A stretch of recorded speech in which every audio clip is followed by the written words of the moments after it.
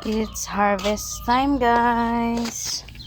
Mag-harvest ako ng aking kangkong. O, diba?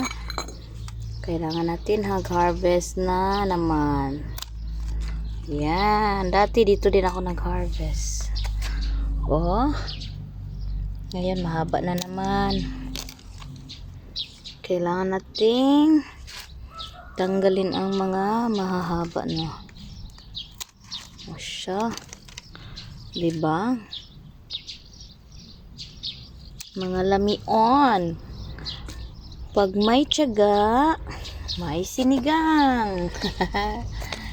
Matyaga tayo magtanim, guys. Kay sino pa bang magbigay sa atin ito? Pag tiyaga tayo magtanim. Huwag tayong aasa sa iba. Kay kung umaasa ka palagi sa iba, naku, hindi yan maganda. Kaya kailangan nating magtanim para may aanihin.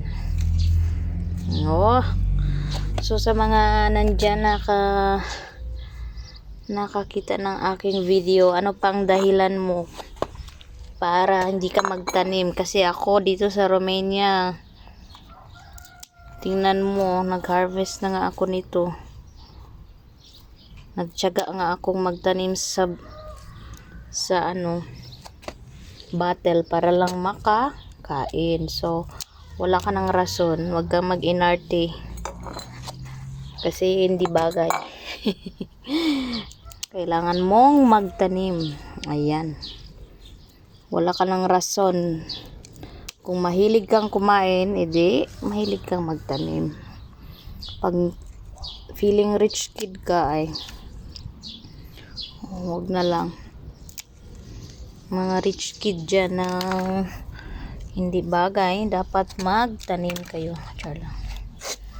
Ano nang pinagyaw-yaw ko. Ang akin lang, wag maging tamad. Ako nga, may baby nga, nakapagtanim nga eh. Oh. How much more na ikaw dyan, nakatambay lang. Oh, diba, ang dami ko ng harvest.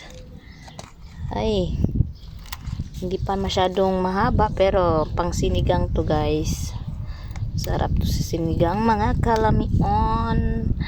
Lamiit sa sinigang.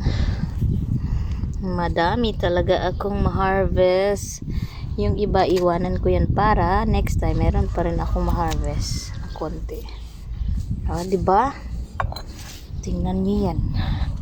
Pag may itinanim, may aanihin.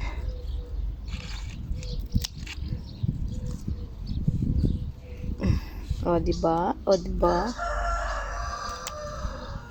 Sabi ko na sa'yo eh, magtanim ka. Okay? Ayan.